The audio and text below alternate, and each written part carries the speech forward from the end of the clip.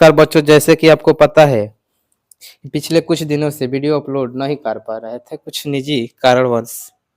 इसके लिए हम आपसे क्षमा प्रार्थी हूँ। जैसे कि हम ऑब्जेक्टिव क्वेश्चन का श्रृंखला अपलोड कर रहे हैं, तो कहीं ना कहीं ये श्रृंखला है, ये सीरीज आपके बिहार बोर्ड में कहीं ना कहीं हिट करने की संभावनाएं ज़्यादा रहेगी। तो ज़्यादा समय बर्बाद ना करते हुए हम पहला क्वेश्चन की तरफ रुख करते हैं। तो पहला क्वेश्चन है, निम्न में से कौन सा प्राथमिक क्षेत्र का उदाहरण है? प्राथमिक क्षेत्र का उदाहरण पहला ऑप्शन है कृषि, खनिज, औद्योगिकी, बैंक, सभी। तो हम जानते हैं प्राथमिक क्षेत्र का उदाहरण में आता है कृषि, उत्खनन, मछली पालन, पशुपालन और जंगल से प्राप्त वस्तु जितने भी होता है प्रत्यक्ष या अप्रत्यक्ष रूप से कहीं ना कहीं वो प्राथमिक क्षेत्र का उदाहरण है। यानी कि प्राथमिक क्षेत्र का उदाहरण होता है कृषि, उत्खनन, मछली पालन, पशुपालन, कुक्कुट पालन, ये सब प्राथमिक क्षेत्र का उदाहरण होता है। अब आता है ऑप्शन की ओर, हम लोग देखेंगे।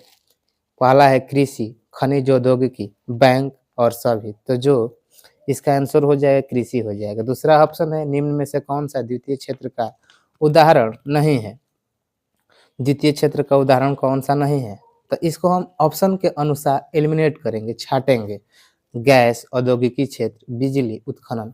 अभी आपको बताया कि उत्खनन जो होता है वो प्राथमिक क्षेत्र का उदाहरण है और द्वितीय क्षेत्र का उदाहरण में आता है गैस, बिजली, औद्योगिकी, उद्योग धंधे। ये द्वितीय क्षेत्र का उदाहरण में आने वाला उदाहरण आता है, यानी कि द्वितीय क्षेत्र में ये सब वस्तुएं आती है। अब बात आती है कि प्राथमिक क्षेत्र और द्वितीय क्षेत्र किसे कहते हैं या तृतीय क्षेत्र किसे कहते हैं? तो प्राथमिक क्षेत्र इसके अंतर्गत कृषि, पशुपालन, मछली पालन वस्तुएं आते हैं और द्वितीय क्षेत्र के अंदर आपको बता दिए गैस, बिजली द्वितीय क्षेत्र के अंतर्गत आते हैं, यानी कि सेकेंडरी सेक्टर। तीसरा क्वेश्चन है निम्न में से कौन सा तृतीय क्षेत्र नहीं है? बीमा, बैंक, स्वास्थ्य और गैस। तो तृतीय क्षेत्र में कौन सा नहीं है? तृतीय क्षेत्र में बीमा जो आता है तृतीय क्षेत्र में नहीं, थर्ड सेक्टर में आता है। बैंक भी आता है और व्यवसाय। जो गैस होता है वह सेकेंडरी सेक्टर का उदाहरण है। इसका उदाहरण देखेंगे संचार, परिवहन, शिक्षा, स्वास्थ्य और व्यापार। ये जो भी है उदाहरण ये थर्ड सेक्टर का होता है। एक सबसे महत्वपूर्ण क्वेश्चन कि आता है 2 नंबर में कि तृतीय क्षेत्र को सेवा क्षेत्र कहते हैं। जी हाँ, तृतीय क्षेत्र को सेवा क्षेत्र भी कहते हैं और ऑब्जेक्टिव में भी आता है इनमें से कौन सा सेवा क्षेत्र है। यानी कि तृतीय क्षेत्र को हम लोग सेवा क्षेत्र भी कहते हैं। संचार, परिवहन, शिक्षा, स्वास्थ्य, व्यापार, बैंक और बीमा, यानी कि प्राइमरी और सेकेंडरी दोनों के सम्मिलित रूप को थर्ड सेक्टर कहते हैं। क्वेश्चन है चौथा कि निम्न में से कौन सा देश पूंजीवादी शासन अपनाने वाला देश है? निम्न में से कौन सा देश जो है पूंजीवादी शासन अपनाने वाला देश है? यानी कि देखिए अमेरिका, जापान, ऑस्ट्रेलिया और चीन। हमने क्वेश्चन को गलत पढ़ा। क्यों पढ़ा? ये कह रहा है कि निम्न में से कौन सा देश पूंजीवादी शासन अपनाने वाला नहीं है। ऐसे जितना भी क्वेश्चन होता है नहीं है उसको 2 बार पढ़ेंगे, क्योंकि अगर देख लेंगे यहाँ से निम्न में से कौन सा पूंजीवादी शासन, टिक कर देंगे अमेरिका। लेकिन हमें नहीं पर ध्यान देना है। जो अमेरिका आता है, जो जापान आता है, ऑस्ट्रेलिया आता है, ये पूंजीवादी देश मानते हैं। ऐसा माना जाता है जो विकसित राष्ट्र है या यूरोप के जितने भी विकसित राष्ट्र है वो संभवतः पूंजीवादी देश अपनाने वाले होते हैं, जैसे अमेरिका, जापान, कनाडा, बोल्विया, ये सब जितने भी यूरोप के, अर्जेंटीना, ये सब विकसित कंट्री है। ये यहाँ पर सामान्यतः पूंजीवादी शासन अपनाने वाला देश है। 5वां क्वेश्चन है कि साम्यवादी अर्थव्यवस्था अपनाने वाला देश कौन सा है? साम्यवादी अर्थव्यवस्था को अपनाने वाले देश में आता है चीन, क्यूबा और वियतनाम। इसमें सबसे महत्वपूर्ण ऑप्शन आएगा क्यूबा। क्यूबा आला, जो क्यूबा ऑप्शन में आएगा, नहीं तो चीन आएगा। ऑप्शन है कि कौन सा देश है, चीन, भारत, श्रीलंका, या कहे तो अमेरिका भी दे सकता है। तो हम जानते हैं कि जो चीन है ये साम्यवादी है, अमेरिका है ये पूंजीवादी देश है। अब क्वेश्चन आता है छठा, क्या भारत मिश्रित अर्थव्यवस्था अपनाने वाला देश है? जी हाँ, भारत जो है वो मिश्रित अर्थव्यवस्था अपनाने वाला देश है। यानी कि मिश्रित अर्थव्यवस्था उस अर्थव्यवस्था को कहते हैं जहाँ पूंजीवादी और समाजवाद दोनों अर्थव्यवस्थाओं के सम्मिलित रूप को मिश्रित अर्थव्यवस्था कहते हैं। यानी कि भारत जो है वो मिश्रित अर्थव्यवस्था को अपनाने वाला देश है। विश्व के एकमात्र देश ऐसा है, संभवतः कह सकते हैं विकासशील देश जितने भी है उसमें भारत का भी नाम आता है, और संभवतः ये मिश्रित अर्थव्यवस्था अपनाने वाला देश है। अब क्वेश्चन आता है कि क्वेश्चन नंबर 7वां, योजना आयोग का गठन कब होता है? योजना आयोग का गठन कब होता है?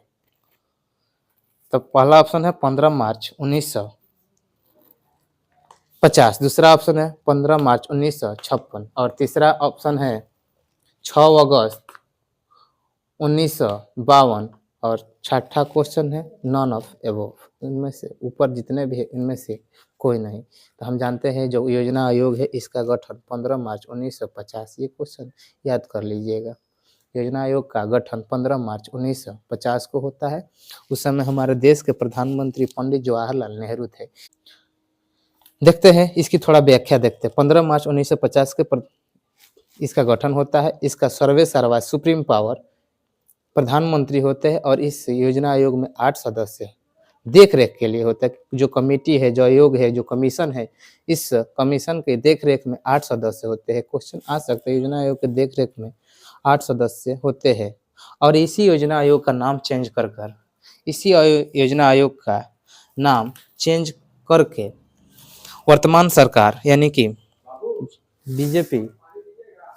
बीजेपी के द्वारा, वर्तमान सरकार बीजेपी के द्वारा इसका नाम चेंज कर दिया गया और रख दिया गया नीति आयोग। क्वेश्चन आता है 8वां क्वेश्चन कि वर्तमान समय में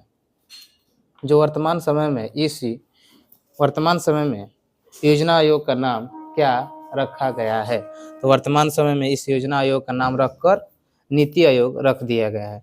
जो हमारे देश के प्रधानमंत्री जी, इन्हीं की अनुशंसा पर ये योजना आयोग का नाम चेंज करके नीति आयोग रख दिया गया है। तो ऑप्शन है वर्तमान समय में योजना आयोग का क्या नाम रखा गया है? नीति आयोग, मंडल आयोग, मंडल कमीशन, बलवंत राय मेहता कमेटी या बलवंत राय मेहता आयोग, इनमें से कोई नहीं। तभी आपको बताया कि जो योजना आयोग है इसी का नाम चेंज करके नीति आयोग कर दिया गया है। यानी कि इस 1 जनवरी 2015 को इसका नाम चेंज कर दिया गया। अब 9वां क्वेश्चन है, प्रथम पंचवर्षीय योजना कब से कब चली? तो प्रथम पंचवर्षीय योजना ऑप्शन ए है 1950 से 52, ऑप्शन बी 1951 से 56, ऑप्शन सी 1956 से 60, ऑप्शन डी 1952 से 55। तो इसके पहले टिक करने से पहले 15 सेकेंड ये जानेंगे कि प्रथम पंचवर्षीय योजना का गठन जो होता है ये 51 से 56 तक हमारे देश में चलती है। उस समय हमारे देश के तत्कालिक प्रधानमंत्री पंडित जवाहरलाल नेहरू थे।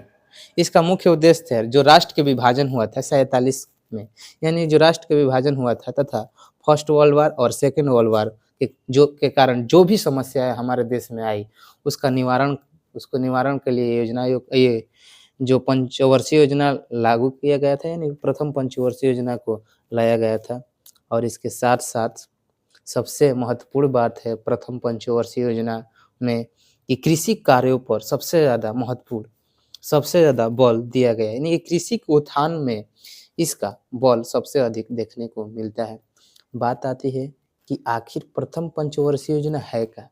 यानी कि इसमें योजनाएं बनाया जाता है कि इस 51 से 56 साल यानी कि 5 सालों में हमको हमारा जो देश है सबसे ज़्यादा किस पर फोकस किया जाएगा, किस पे विकास, किस चीज़ पर बल दिया गया, क्योंकि हमारे देश की आर्थिक स्थिति उस समय थोड़ा बहुत दयनीय थी, जिस कारण हमारे देश के जितने भी शुभचिंतक थे उन्होंने निर्णय लिया कि हम लोग सबसे पहले कृषि पर बल देंगे प्रथम पंचवर्षीय योजना के तहत।